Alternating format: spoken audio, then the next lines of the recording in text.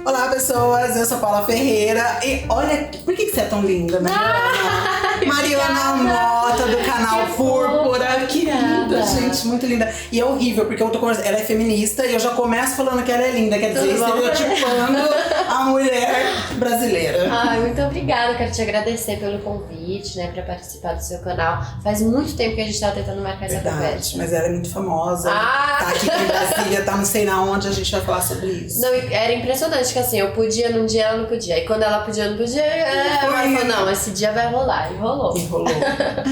A Mariana tem um canal e eu queria que você falasse rapidamente um pouquinho do seu canal, Mariana. Para as pessoas irem conhecer, a gente vai deixar o link aqui embaixo depois pra vocês. Me fala um pouquinho do seu canal, como que surgiu a ideia e por quê. Bom, o canal Púrpura tem 3 anos, completou agora em maio. Ele começou no primeiro dia em que a presidenta Dilma foi afastada, 12 de maio. E aí, na verdade, primeiro eu estudava arquitetura e é uma faculdade que politiza muitas pessoas. Então eu gostava de escrever sobre urbanismo, sobre coisas que me incomodavam na cidade de São Paulo. Eu sou de São Paulo, morei a maior parte da minha vida em São Paulo. E assim, era uma forma de desabafo, né? Porque quando você, por exemplo, o paulistano é conhecido por ser uma pessoa que enfrenta o trânsito todos os dias. E aí você vai adquirindo diversos transtornos de ansiedade por causa disso. Então a minha forma de lidar com isso era escrever. E aí, assim, eu fazia textos longos, comecei a pensar em publicar, porque virou quase que um vício, né? Escrever bastante, as pessoas falavam, divide isso com as pessoas. Só que os amigos e familiares que leram acharam um pouco maçante, um pouco extenso. E me deram a dica de fazer vídeos, reduzir, pegar capítulos e partes em vídeos. Eu comecei a fazer vídeos semanais no canal Púrpura, ele começou com uma parte explicativa, eu falava mais de urbanismo, um pouco sobre preconceito linguístico e ia desmembrando para temas assim, que são muitas vezes criticados pelo senso comum. Aí começou essa conjuntura de polarização se intensificar ou de extremização de pensamento político se intensificar no Brasil.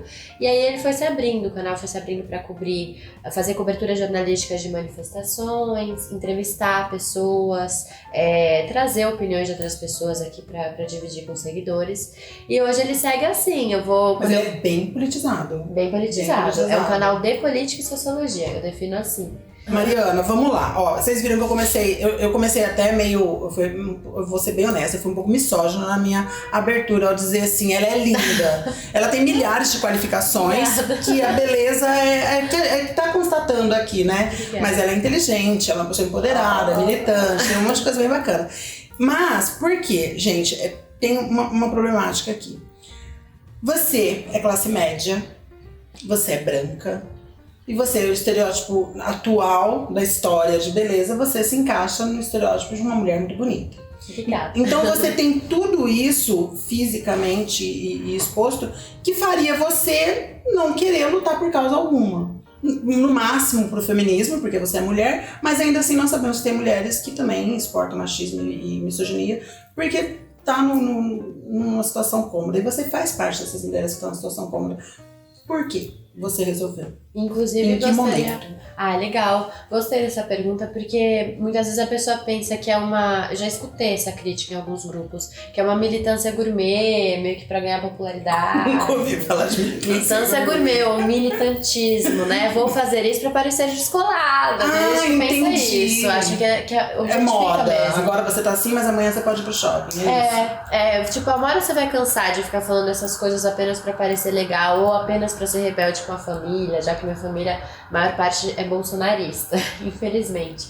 Mas eu acho que assim, achei interessante você falar disso, porque gostaria de destacar que, pelo que eu tenho lido, se você observar uma escala de opressão, ou mesmo de salários no mercado de trabalho, o homem branco ganha mais que a mulher branca, que ganha mais que o homem negro, que ganha mais que a mulher negra. Então, existe uma questão aí do feminismo, mas se você observar a questão da cor da pele, do racismo, o homem negro, mesmo tendo o protagonismo de homem, ainda ganha menos que a mulher branca. Do cargo, existem pesquisas, eu não sou capaz de afirmar com a quantidade, porcentagem, proporcionalidade, mas assim, a mulher branca ainda assim está acima nessa escala aí de opressão. E aí, por que? Você fala assim, mas por que então que você se identifica com essas causas? Porque dentro daquele mundinho de privilégio, eu me senti excluída lá dentro, assim, esquecendo que existe sociedade, que existe racismo. Porque... Naquele grupo específico você se sentia excluída. Exato. Por quê? Ai, bonita demais. Não, eu fui feia a maior parte do meu período escolar. Feia no sentido assim, você tá falando de padrões, em relação aos padrões.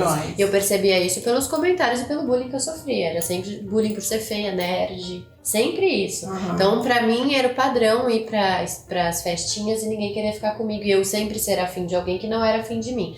Falando isso, dá a impressão assim, nossa, força, guerreira, que grande problema você tem na vida. Barbie está com problema. Então, eu não quero de forma alguma dizer que a sua opressão é comparável, né? A gente entendeu. Dentro daquele miolo, você tem seus problemas também. Todo mundo tem. E esse era o seu. As angústias com as quais eu tinha que me preocupar eram relacionadas a algum tipo de exclusão naquele meio social ainda privilegiado. Então, se eu saísse dali e fosse pra rua, eu não sofria essa opressão por parte de segurança do shopping, ele nunca ia me barrar no shopping, tanto que nunca fui.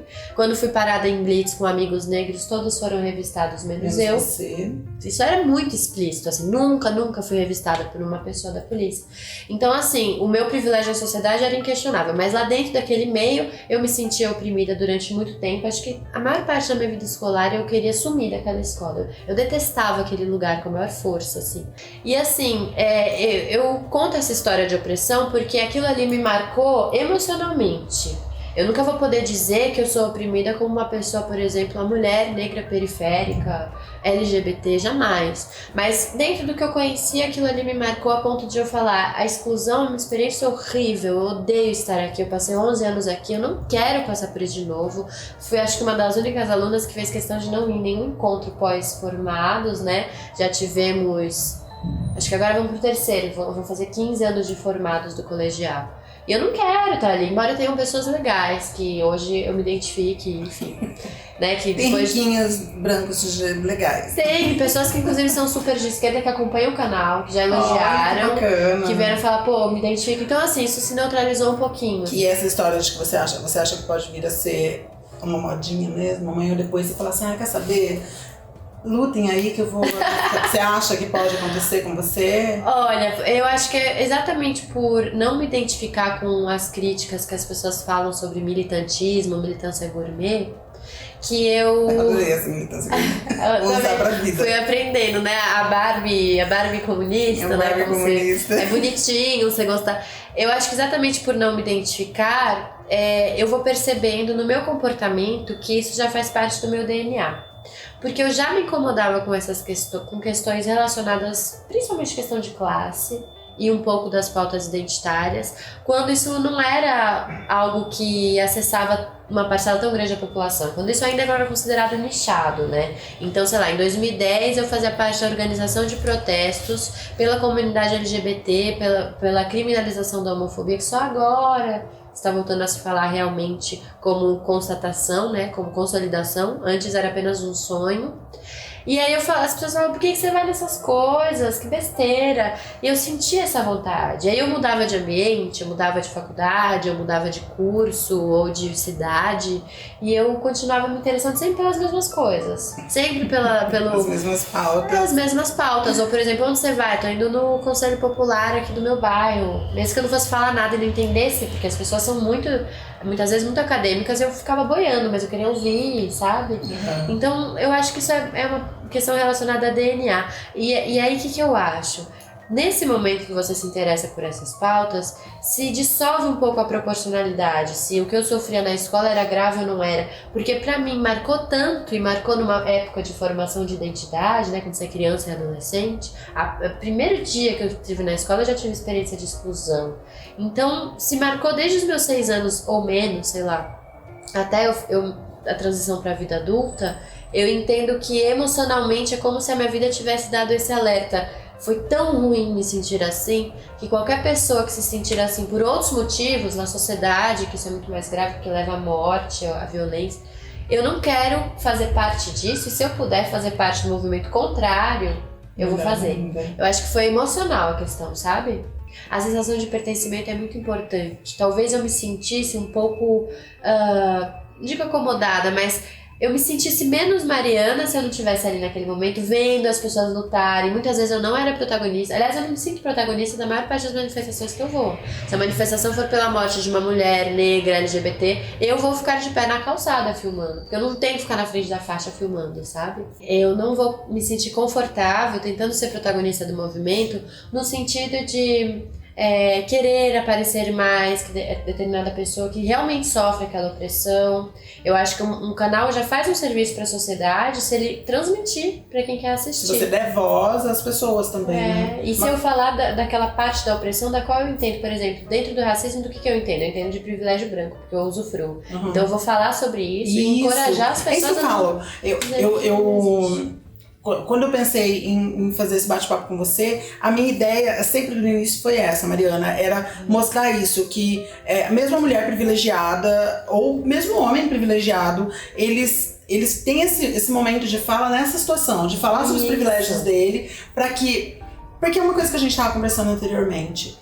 Eu como mulher trans branca, clara, digamos assim, que eu não me acho branca, mas como mulher clara, trans, as pessoas me ouvem mais, com minha passabilidade, meus privilégios, as pessoas me ouvem mais. Talvez uma mana negra, sem passabilidade, sem privilégios, ela vai falar de mimimi. Então, como eu tô lá, perto, a mesma coisa acontece com você. Sim. Eu acho que as pessoas acabam te ouvindo, o que é uma pena, eu acho. As pessoas terem que esperar a Mariana falar pra ouvir. Eu acho que é uma pena saber que pessoas são mais ouvidas que outras. E por outro lado, a gente pode tirar partido disso pra levantar certas causas. Uma vez eu chamei o Douglas Belchior aqui, que é uma pessoa maravilhosa, ele sentou onde você está sentada. E aí eu perguntei pra ele, se eu fosse uma youtuber negra, será que as pessoas estariam me ouvindo falar de racismo com você, com a mesma frequência, com a mesma adesão ao vídeo? Ele falou que achava que não. Que é por fato de ser branca, não só porque o branco muitas vezes é mais escutado e mais levado a sério, infelizmente, apesar de estarmos em 2019, mas também pelo fato de as pessoas pensarem, bom, se a pessoa é negra e está falando sobre racismo, está puxando a brasa para a própria sardinha. Eles acham que é uma questão de querer esse privilégio, não é isso. Olha, uma vez um amigo meu, lá da minha cidade, quando a gente era criança, ele se afastou de mim porque ele viu que eu era uma criança diferente. Anos depois... Diferente dele, né? Porque diferente é sempre em relação a alguém. Anos depois, ele já casou, tem filhos, ele entrou em contato comigo, ele conseguiu meu contato, entrou em contato comigo e pediu desculpa por esse momento. Eu falei que maravilhoso. Quando chegou a época de votação, ele optou em ficar ao lado do bolsonarista.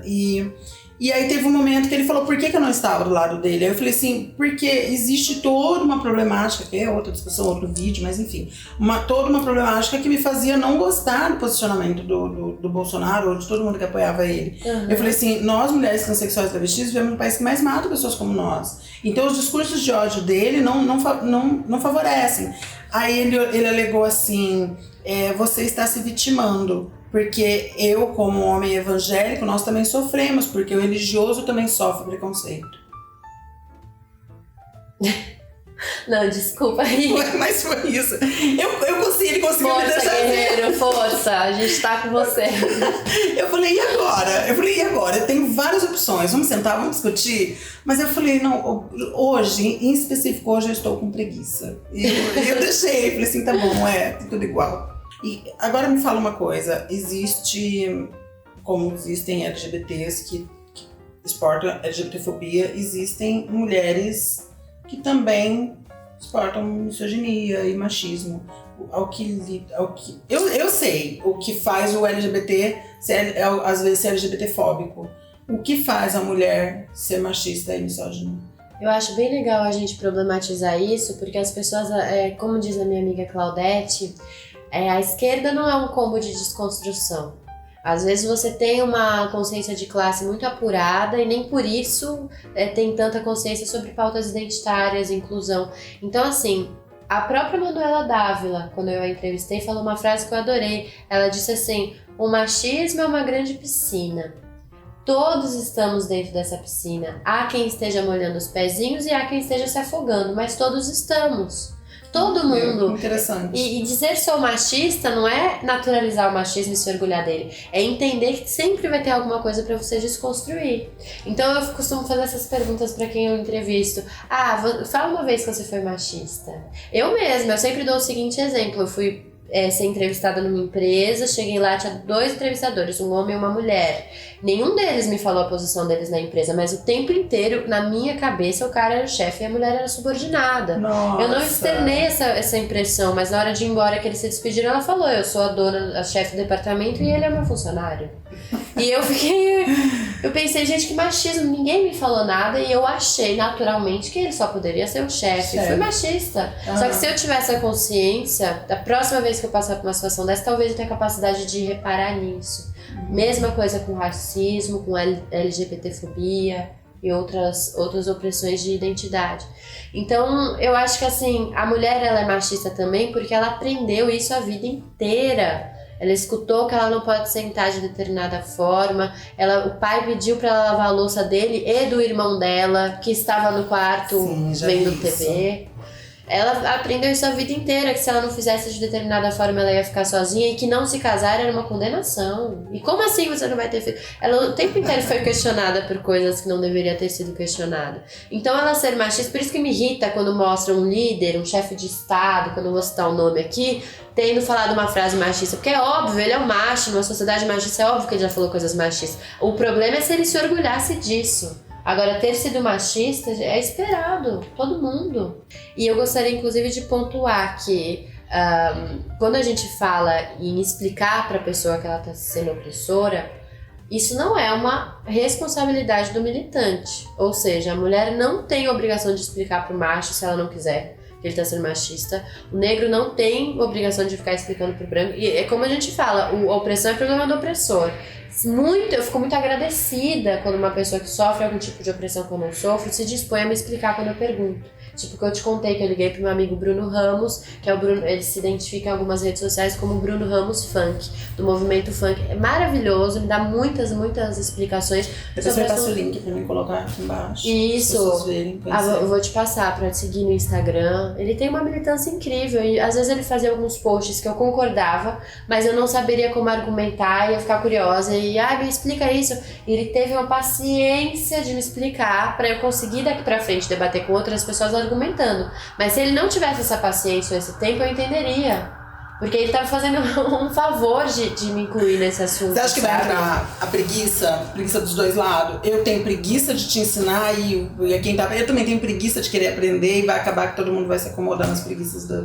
A zona de conforto, ela pauta, eu acho que muitas relações humanas, né?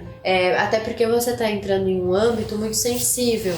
Você vai, de repente, uma pessoa que já está num papel histórico de opressora, está ali entrando em contato com uma dor que é do outro, que ela não sente. Então vai precisar entrar num espaço de empatia, de sensibilidade, para não estigmatizar, não achar que o outro está se vitimizando. Em contrapartida, o outro fala, eu já venho de um histórico de séculos de opressão, minhas antepassadas foram estupradas, é por isso que existem filhos desses estupros que a galera tenta... com eufemismo dizer que é miscigenação, mas foi estupro, sabe? Dizer que a imigração dos negros, não, eles foram arrancados de suas terras e trazidos, eles não simplesmente vieram passear. Aí o cara fala, tem esse histórico de séculos de opressão, ainda tem que explicar pra branco, vai estudar, se vira. Mas aí quando uma pessoa se dispõe e faz um trabalho incrível, é um tipo de militância didática e não digo, quase que professoral mesmo, querendo te explicar sobre a experiência e sobre termos importantes. Eu acho que ela tá contribuindo, eu acho bem legal. Mas eu não entendo como uma obrigação, entendo como um favor. Às vezes eu fico tentando desconstruir as pessoas de raiva mesmo. Ai, desculpa, é de raiva. Eu falo, não acredito que você tá falando isso, essa burrice toda. Vem cá, senta aqui, ó, deixa eu te falar. É assim. E não é só por isso, é porque eu acho que a gente tem tanta vontade de ver um mundo melhor que você fica com pressa de ver um mundo melhor. Aí você quer desconstruir todo mundo. Mas eu tenho tentado me segurar mais, porque... Obrigada, vizinhas. Obrigada. Eu tenho tentado me segurar mais, porque... eu tô me desgastando também. Sim. Em tentar ensinar o mundo, tentar ensinar as pessoas que tá tudo bem, tá no horário dele bater. Você tá Ele pegando pode. quadro aqui no chão, tá?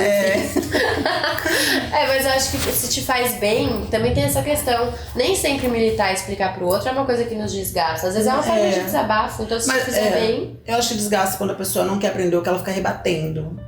Tipo, eu tenho que explicar que eu tô... desculpa, eu quero te explicar, eu tô sendo oprimida, tá? Você tá me oprimindo, você consegue entender isso? Não, eu tô achando que você é de mimimi, não sei o quê. É isso que eu tô com preguiça. Às vezes eu tô com preguiça, tô com raiva, é uma mistura de coisas que não são boas. Meu amor, você quer dizer alguma coisa que você acha que deveria ter sido dito, que é importante pros meus inscritos, pra que eles vão pro seu canal, pra ver um pouco mais de você? Quando eu criei o canal, eu imaginava que eu tinha criado por uma necessidade de falar, né? Já que eu escrevia tanto, então vamos transformar em vídeos, num formato mais palatável. Mas depois eu percebi que ele faz diferença na minha vida porque é por ele que eu me permito ouvir. Então eu vou aprendendo, convivendo com pessoas, né? Então só tô tendo a oportunidade de conhecer. Porque o André, meu querido amigo... André, um beijo, maravilhoso. André. Eu sempre cito o exemplo dele como uma pessoa que milita em determinados movimentos. Mesmo não sendo protagonista, oferecendo a estrutura. Eu acho que ele sim contribui para a causa feminista, por exemplo, quando apresenta duas mulheres que ele acredita que possam trocar. Verdade. E ele não chega e fala, eu vou falar o que vocês têm que falar. Ele fala, vou te apresentar e se precisar eu ligo a câmera e fica ali o tempo inteiro. É muito legal isso. Eu acho muito bacana. Então parabéns, André. Ele me ensina muito. Assim, tá vendo, homens? É assim o protagonismo ajudar o protagonismo do feminismo é isso. Não tenho fala, mas eu conheço duas minas que falam e eu posso juntá-las e fazer a força. Então, não, é isso. Eu queria fazer o convite, todo mundo assistir. Se você se identificar com a minha militância, dê seu like, se inscreva, porque isso é muito importante pra gente, né? Dê dicas, né? Pode ir lá e falar assim, pô, você poderia falar sobre tal coisa diferente ao que o nicho que ela leva pra vocês. Acho que é bem bacana. Isso, e aí fazer as nossas redes crescerem, porque nesse momento, sobretudo, a gente tem uma importância, uma responsabilidade social, todo mundo, né, fala a gente, todo mundo que tem uma câmera na mão, de fazer um jornalismo de contranarrativa. A gente tem um monopólio midiático que estruturou um golpe de Estado. Então vamos, na minha opinião, né? Então vamos compartilhar, vamos fazer com que essas mídias se fortaleçam, um canal indica o outro, e assim a gente vai chegar em algum lugar. Muito bacana. Vou jogar aqui um balde em você de água morna. Ela teve um momento que ela disse assim que ela era pessimista referente a uma, vamos dizer utopia, mas uma talvez... Então eu quero dizer pra você que você mesma falou agora sobre o André, né? Que ele meio que nos apresentou. Então, eu já vejo nisso muita positividade. São só 3 pessoas, ok. Mas você atinge um público, eu atinjo um público, o André atinge um público, que são mais que 3. Exato. E, então, eu acho que eu acho bonitinho falar isso, que a gente, unidas... Essa iniciativa dele, né? Sim. Foi muito legal ver isso espontaneamente de um homem. Muito legal. Muito legal. Meu amor, muito obrigada por você ter aceitado o meu convite. Obrigada de coração mesmo. Você, eu que agradeço. Tô muito feliz em te conhecer, feliz em conhecer teu canal, feliz em ter você aqui comigo, você ter me recebido na sua casa. Adorei. Eu também amei. E pra mim foi uma grande oportunidade, porque você me ensina muito. Antes da gente começar o vídeo, você me ensinou palavras interessantíssimas, assim, que vão certamente fazer parte do meu vocabulário. E eu também aprendi muito. Ixi, vamos ficar aqui puxando a sardinha uma da outra. Pessoas, se inscrevam no canal, vão lá conhecer o canal Púrpura, compartilhem vídeos, vê se vocês se encontram lá, se encontram aqui, enfim. Se vocês quiserem mais bate-papo com a Mariana, essa linda, eu volto aqui, porque eu adorei. Vem, a gente conversa mais. Eu amei. Obrigada. Eu fico perdida nas câmeras. Um beijo. Beijo. Tchau. Beijo. Tchau.